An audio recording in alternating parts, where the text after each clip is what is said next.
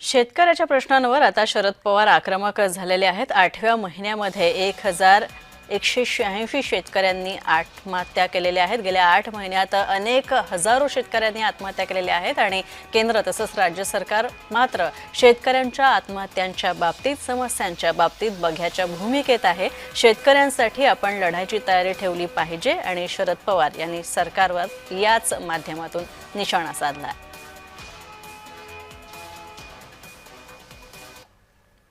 भारत हा शेतीप्रधान देश आहे।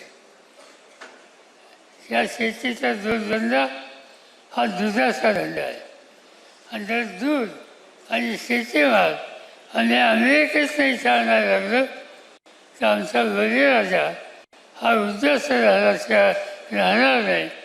काय फळाची आम्ही किंमत देऊ पण हे आम्ही अमेरिकेचं ऐकणार नाही आणि शेवटी तो करार आम्ही होऊन दिलेला नाही।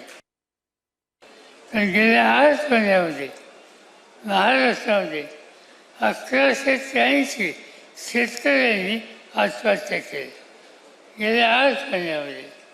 त्याच्यामध्ये विदर्भातले 760 आणि मराठवाड्यामध्ये 520 शेतकऱ्यांनी आत्महत्या केली। याची नोंद ही घ्यावी लागेल। आग्रह करून राज्य आणि केंद्र सरकारला या बाबतीत कठोर पावलं टाकण्याची भूमिका मांडावी लागेल आणि जर या ठिकाणी केंद्र आणि राज्य सरकार बघ्याची भूमिका घेत असेल तर आपल्याला त्याबद्दलचा कार्यक्रम एक वेगळा घ्यावा लागेल।